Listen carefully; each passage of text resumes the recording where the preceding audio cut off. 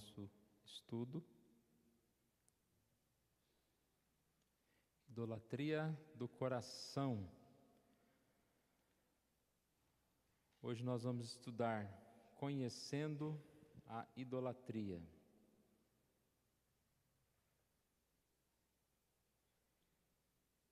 É o segundo tópico desse capítulo 1, dessa parte 1 do livro, que é conhecendo a idolatria. O tópico a origem e as raízes da idolatria.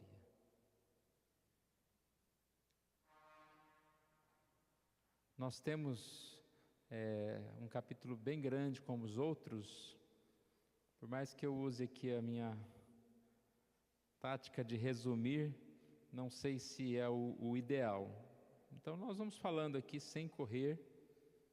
Se chegar um tempo, tivermos já um tempo avançado, nós paramos e continuamos na outra semana. São muitos detalhes e muitas partes aqui para nós estudarmos. E essa questão aqui da origem e as raízes da idolatria realmente é um tópico muito importante para a nossa compreensão deste tema.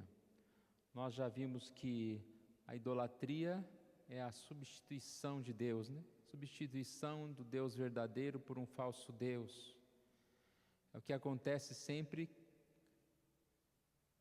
que confiamos, desejamos e obedecemos a qualquer coisa do modo como deveríamos confiar, amar e obedecer o Senhor. E nós vamos perceber aqui que a Bíblia fala sobre a idolatria como um pecado interior, como nós vimos, e esse pecado tem a sua origem lá no Éden, Adão e Eva. Então, respondendo já essa pergunta, quando a idolatria surgiu? A idolatria é um pecado antigo e sua origem remonta ao Éden, mais especificamente ao pecado de Adão e Eva. Então, Filipe vai trazer aqui sempre essa ideia de que não é que nós não sabemos, mas nós às vezes ficamos na superfície, nós resumimos algumas coisas que precisamos analisar mais profundamente. No caso do pecado de Adão e Eva, muitas vezes nós falamos que o pecado de Adão e Eva foi comer o fruto proibido. Mas aí nós precisamos analisar mais profundamente que para comer antes precisou haver um certo processo. Precisou haver uma oferta, uma tentação, onde Eva e Adão ouviram a voz do inimigo, onde eles assim começaram a se entregar a esse desejo. Então o ato de comer foi simplesmente a concretização de algo que aconteceu antes. Os pecados acontecem no coração e muitas vezes nem precisam se tornar práticos para serem pecado, né? Jesus lá no Sermão do Monte falou do homicídio, do adultério, de outros pecados, que aquele que no coração já matou, já adulterou, já pecou, né? No sentido em que realmente no coração começa algo que se exterioriza. Então, a idolatria, aqui no caso, ela tem esse início quando há a oferta e há esse desejo do coração para receber aquilo que não era da vontade de Deus. Aqui nós encontramos no Gênesis 3:6, a narrativa que diz que a mulher tomou o fruto e comeu, e foi a sua percepção: a árvore era boa de se comer, agradável aos olhos, desejável para dar entendimento. Então percebe aqui uma série de palavras, né? Agradável, desejável, ou seja, o fruto proibido vem como algo que foi primeiro intensamente desejado. E aí a gente pega aquelas palavras que nós terminamos na semana passada no estudo, as palavras que falavam sobre amor, confiança, obediência. E é exatamente isso que é demonstrado aqui por Eva e Adão, no que se diz respeito ao pecado. Entendeu que aquilo iria suprir as suas necessidades no lugar de Deus. Ainda uma outra parte aqui do verso 5, a palavra de Satanás: no dia em que dele comerdes, se vos abrirão os olhos, e como Deus sereis conhecedores do bem e do mal. Aqui nós percebemos exatamente nesse processo a substituição de Deus. Ou seja, qual que é a oferta? Vocês vão ser como Deus. Qual que é a oferta? A oferta de autonomia. Lembra que nós falamos na semana passada, parece, né? Autônomo é só Deus, que é livre. Nós somos escravos. Só precisa escolher para quem nós vamos servir. Nós somos servos de Deus, fomos criados para ser servos. E aqui a ideia era ser livre, só que eles se tornaram escravos dos seus próprios desejos. Então nós percebemos aqui, neste primeiro ponto, que a idolatria foi algo que tocou o coração. E como nós falamos há pouco, quando lemos o Salmo 99, sempre vai ser essa questão de quem nós ouvimos. Havia Deus falando com eles, dizendo: olha, não comam deste fruto, vocês vão morrer. Qual que foi a ideia de Satanás para eles? Certamente não vão morrer, e ainda vocês vão ganhar um bônus, vocês vão ser igual a Deus.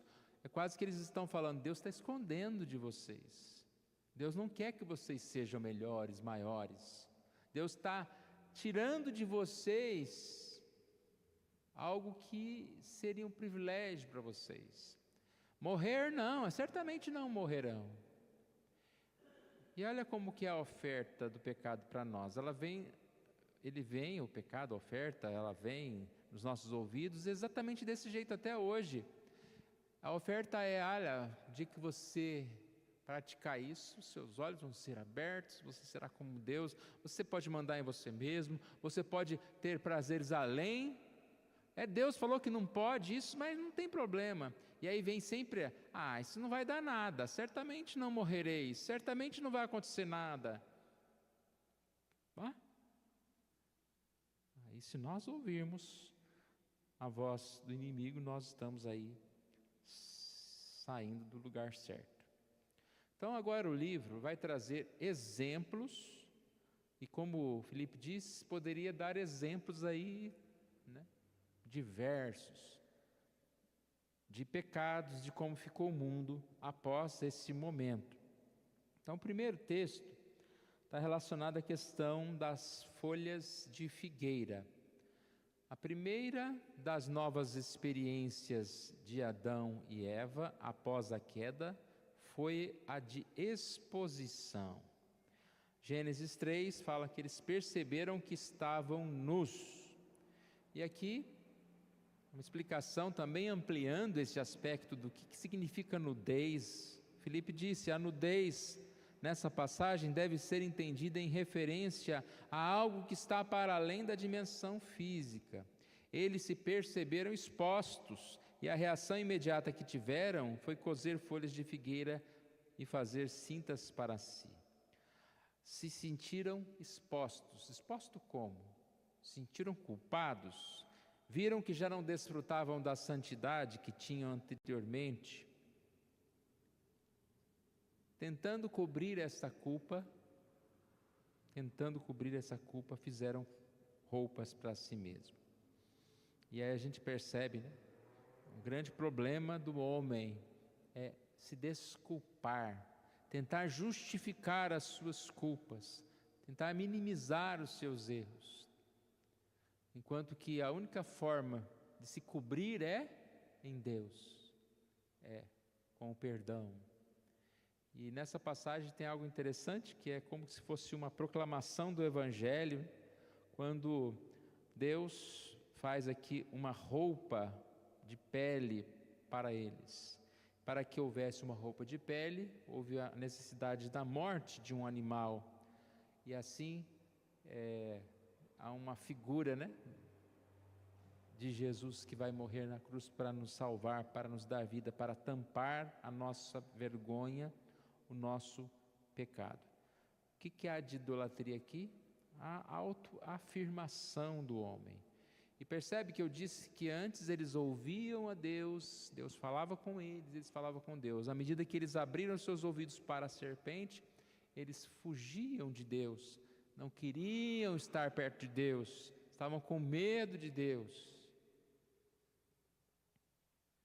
Ainda um outro exemplo bíblico, mas ainda dentro de Adão e Eva, a questão aqui é a transferência de responsabilidade.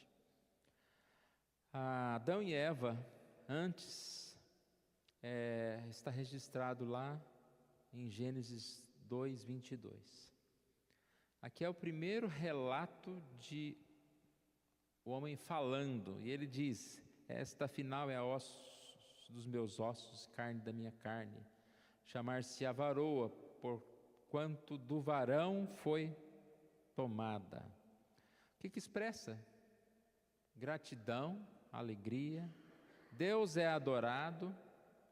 Aqui essa questão de ela é carne da minha carne, osso, não só no sentido de serem formados, do mesmo material aqui, mas ele está dizendo que ela é reconhecida como alguém igual a ele, no sentido de que era alguém semelhante a ele. E aí nós percebemos que depois da queda, vem aquela fala lá em Gênesis 3, 11 e 12, a mulher que me deste por esposa, ela me deu a árvore e eu comi. Deus questionou perguntando, comeste da árvore que te ordenei que não comestes? Ele respondeu, a mulher que me deste. Então já não é mais aquela carne, osso, a minha maravilhosa, né? Mas é alguém que já não é alguém que tem gratidão por ela, e sempre que a gente vê que tem uma culpando um pouco Deus, né? Mulher que tu me deste, né? Se você não me dado essa mulher, eu estava bem aqui no paraíso. É um tom acusatório, e aí a gente chamou aqui de transferência de responsabilidade.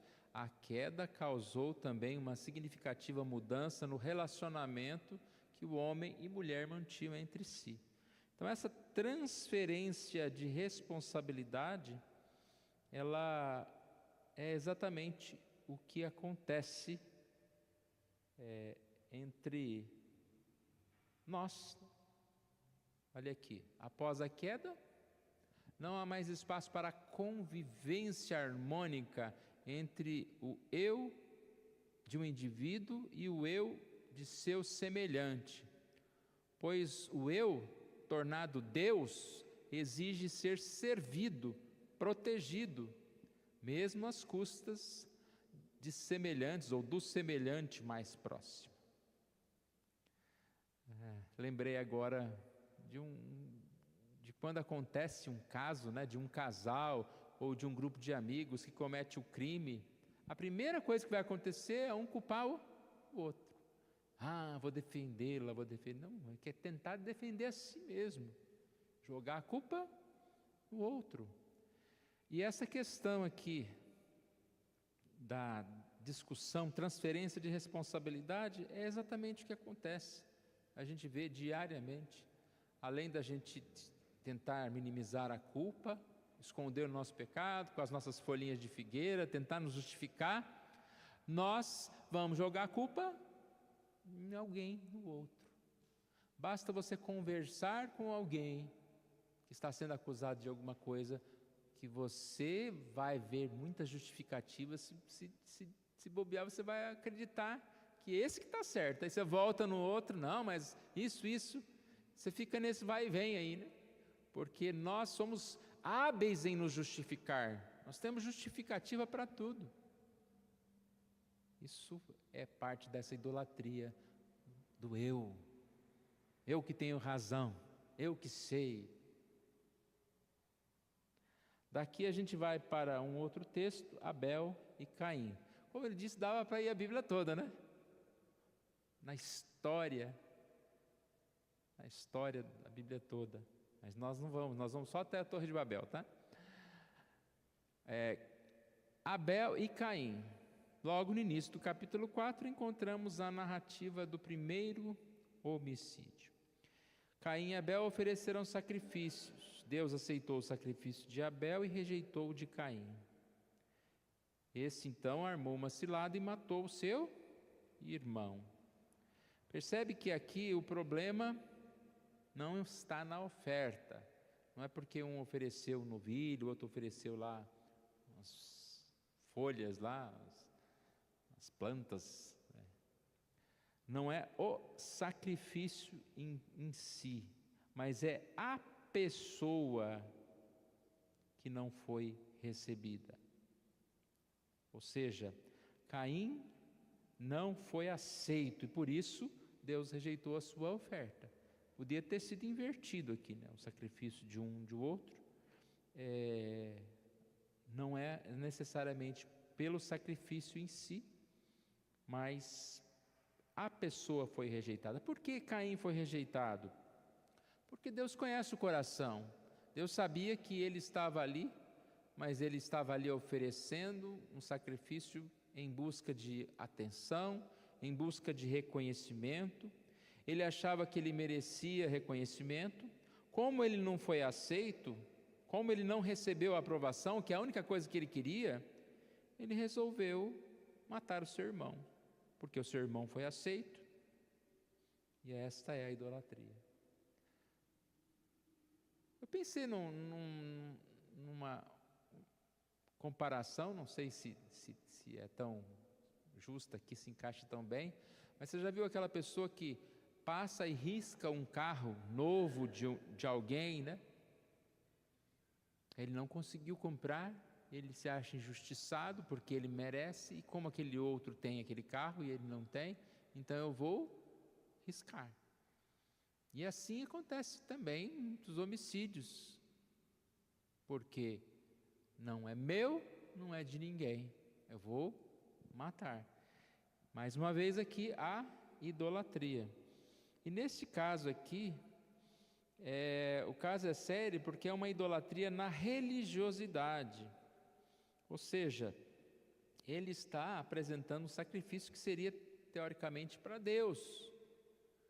Mas Deus sabe que ele não tinha no coração o desejo de adorar a Deus. Ele queria, com aquele sacrifício, ser reconhecido, ser adorado.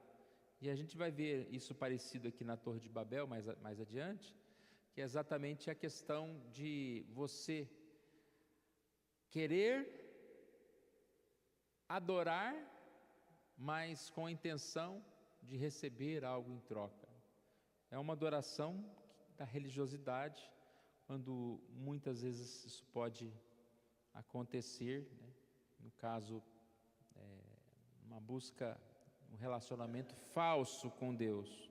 Não é uma oferta sincera a Deus, mas é apenas uma troca, né? Como se você fosse trocar, barganhar com Deus, oferecer algo para Deus para assim receber algo em troca.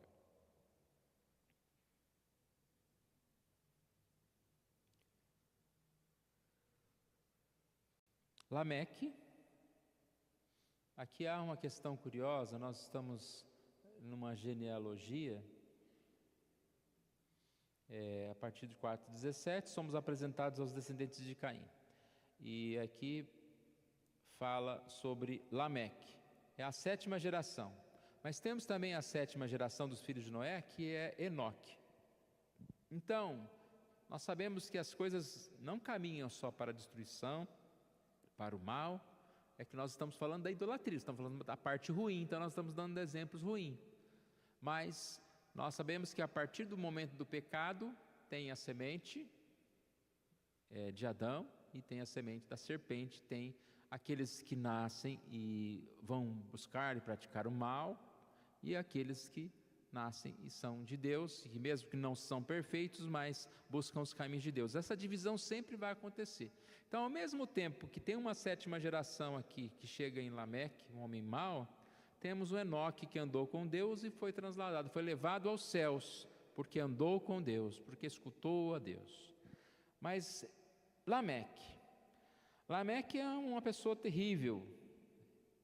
Aqui nós vemos no 4, 23, 24, matei um homem porque ele me feriu, um rapaz porque me pisou. Então era um homem totalmente, grandemente violento. Aqui no verso 24 parece, de 7 vezes se tomará vingança de Caim, de Lameque, porém 70 vezes 7. O número 70 vezes 7 nos lembra lá do perdão, né? Interessante, dá para a gente fazer uma comparação, uma analogia aqui. Ao mesmo tempo que alguém quer vingar-se 70 vezes 7, Jesus fala que nós devemos perdoar 70 vezes 7. Mas Lameque é um homem idólatra. Qual é o tipo de idolatria dele? Através da violência, ele busca reconhecimento.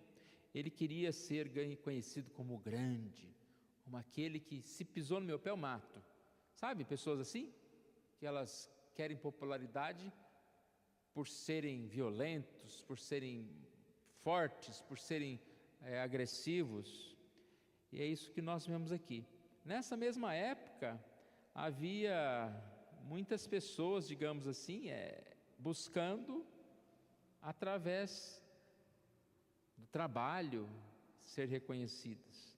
Aqui a gente vê lá o pai dos que tocam flauta, os metalúrgicos, os músicos. Enoque andou com Deus, os que habitam em tendas, né, possuem gados. Então a sociedade está se desenvolvendo, mas tem um Lameque que quer ser reconhecido porque ele é o matador. E ele provavelmente foi o primeiro a ter mais de uma esposa, né? A poligamia. Aqui fala também sobre que Lameque era alguém que tinha várias esposas.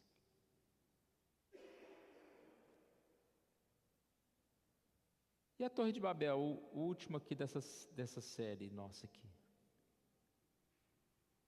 A Torre de Babel não está no livro. É uma parte que já foi acrescentada numa das palestras do pastor Felipe. Eles vão fazer uma outra edição do livro, provavelmente, e vai ter alguns acréscimos neste livro. Ele fala, Torre de Babel, um pecado coletivo, a dimensão coletiva da idolatria. A idolatria não é um pecado exclusivamente individual. E é curioso ver isso. Gênesis 11, verso 1 a 4. Ora, em toda a terra havia apenas uma linguagem e uma só maneira de falar. Sucedeu que, partindo eles do Oriente, deram com uma planície na terra de Sinar, e habitaram ali. E disseram uns aos outros, vinde, façamos tijolos e queimemo-los. Bem, os tijolos serviram de pedra, e o betume de argamassa. Disseram, vinde, edifiquemos para nós uma cidade, uma torre cujo topo chegue até os céus, e tornemos célebre o nosso nome, para que não sejamos espalhados por toda a terra.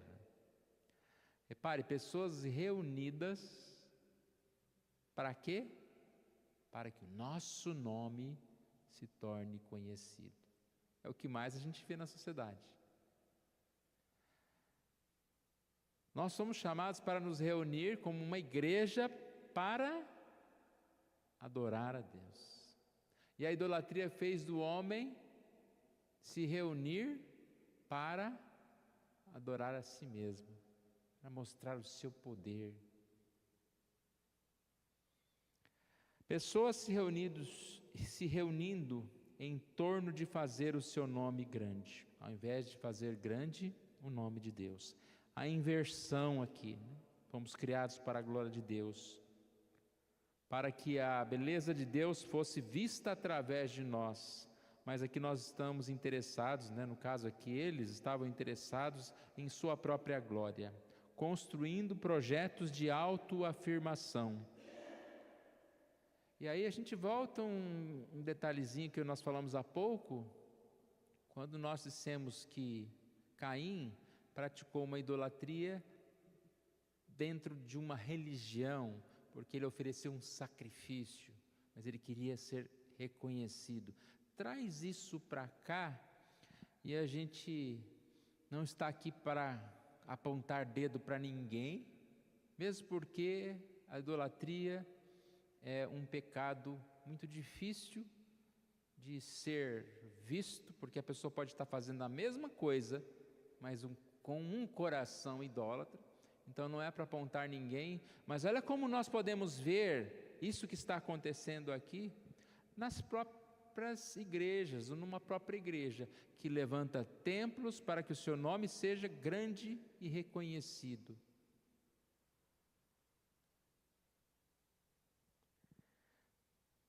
Projetos para a sua própria glória. Mas com certeza o mundo está cheio disso.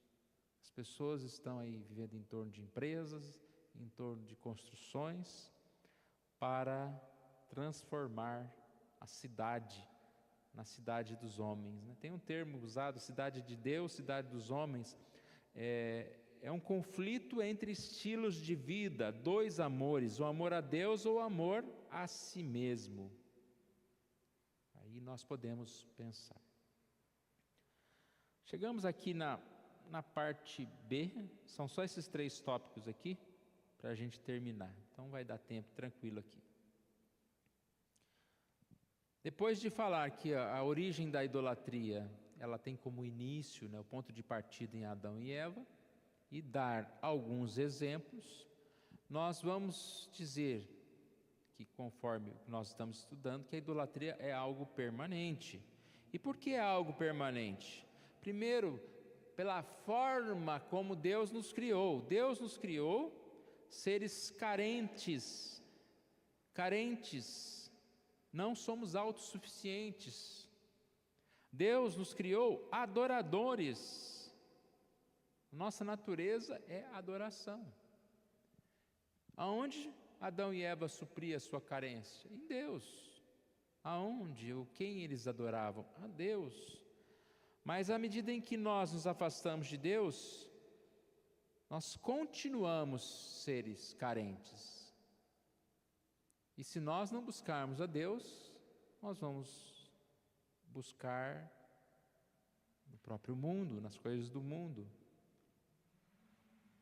Vamos buscar tanto em forma de suprir as nossas carências, como em adoração. Ponto 2 aqui, B, originalmente teocêntrico, ou seja, o homem era orientado por Deus.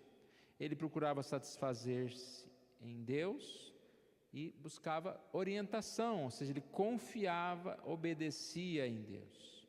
E aí entra aquela questão da voz.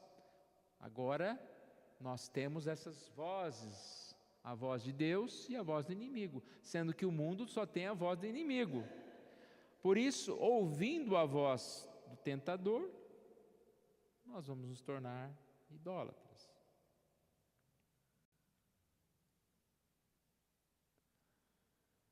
A desarmonia acontece no momento em que nós damos ouvidos, No caso aqui foi que Adão e Eva deram ouvido às coisas do inimigo. Gênesis 3 fala: quando ouviram, quem? Adão e Eva, a voz do Senhor que andava no jardim na viração do dia, esconderam-se da presença do Senhor.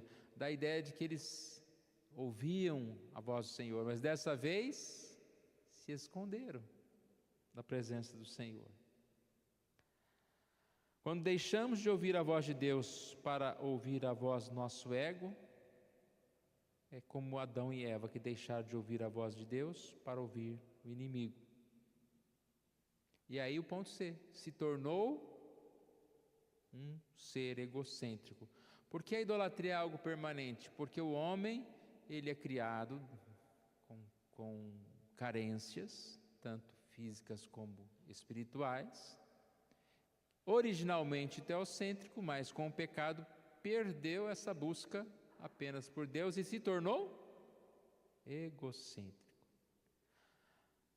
A queda não elimina o impulso religioso do ser humano. Essa história de, eu sou ateu, né? Na verdade, quando a gente fala de crer em Deus, é que a gente esquece que Deus pode ser qualquer coisa que ocupe o espaço da sua vida, aquilo se torna a sua religião.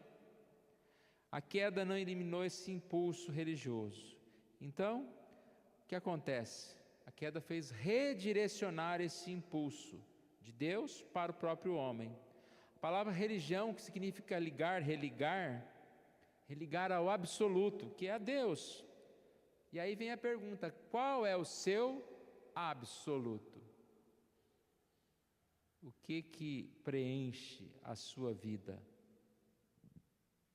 E a gente vai perceber como tem pessoas que realmente, por não ter Deus, encontraram algum absoluto, seja no seu trabalho, seja no seu esporte, coisas que não são pecado, mas fizeram o seu Deus, tornou pecado. Quando não falamos do pecado mesmo em si, né? Seu absoluto foi a droga, seu absoluto foi a prostituição, seu absoluto foi qualquer coisa que não seja Deus. E aí a gente vê o seguinte: se Deus não é o nosso absoluto, nós não somos preenchidos. Se Deus não for Deus, nós não temos Deus, não temos forças. Se não for Deus, esse absoluto nosso, qualquer coisa é insuficiente. É muleta estepe. Lembra que antigamente o estepe de um carro era um pneu igual ao que estava no carro, não era? Praticamente igual. Hoje em dia, um estepe de um carro é aquele negocinho fininho, né? A maior parte dos carros um estepe é um negócio assim, depende da marca do carro. Mas vamos pensar nesse carro que tem um estepe fininho. Para que esse estepe serve? Para você não ficar perdido lá no meio do lugar lá, mas você vai correr logo para uma borracharia, um lugar, para consertar o seu pneu original e colocar no lugar. O ser humano vive com estepe. É a mesma coisa uma muleta. Você troca uma perna por uma muleta? A muleta é uma muleta. Ela nunca vai ser uma perna perfeita. Nunca vai preencher o lugar. E eu estou dando exemplos assim, que até são próximos. Dá até para viver com a muleta, andar lá com o carro, com o step. Mas sem Deus, colocar algo no lugar de Deus, como? Impossível. Concluindo aqui, a gente lembra a passagem da mulher samaritana, lá em João 4, 12, 13, diante, lá o texto fala, coloca esse texto para nós aí, João 4, 12 e 13. Jesus faz um oferecimento para ela.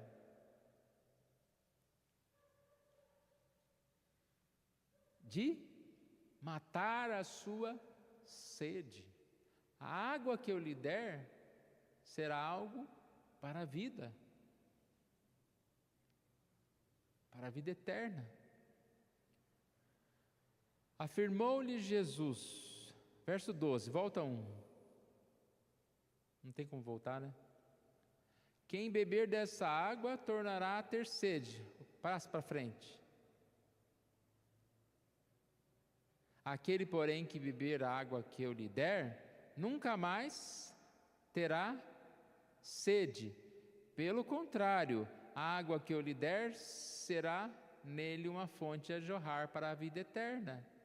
Volta o 13. Repare, quem beber dessa água, que água que ele está falando? Da água lá do poço. Voltará a ter sede. Quem não busca ao Senhor como objeto de adoração é vazio. Mas aquele que beber de Jesus, da água que eu lhe der, nunca mais terá sede. Vou dar trabalho para o Mário para ele treinar. Jeremias capítulo 2, verso 12 e 13. Para a gente terminar. Jeremias capítulo 2, verso 12 e 13. Espantai-vos disso, ó céus, e horrorizai-vos, ficai estupefados, diz o Senhor, porque 2 males cometeu o meu povo. A mim me deixaram o manancial de águas vivas, e cavaram cisternas rotas, que não retêm as águas. O profeta está espantado, né? Espantai-vos disso. Horrorizai-vos, ficai estupefados, diz o Senhor. Por quê? 2 males o povo cometeu. Me deixaram o manancial de águas vivas e cavaram cisternas rotas que não retêm água. 2 males: deixar a Deus e buscar outros deuses, que é a idolatria. Então, irmãos, Deus assim nos ajude, para que nós possamos realmente pensar na nossa vida. Nós vivemos, nós estamos no mundo, não há pecado algum em participar do mundo, em comprar roupas, em descansar, em passear, em se alimentar, em praticar algum esporte. A gente poderia citar várias coisas aqui. Mas quem é o nosso Deus? Não pode ser um esporte, não pode ser uma comida, não pode ser um pecado, não pode ser nada.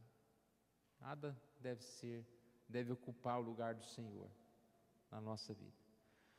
Pois nós então vamos continuar o nosso estudo numa outra oportunidade.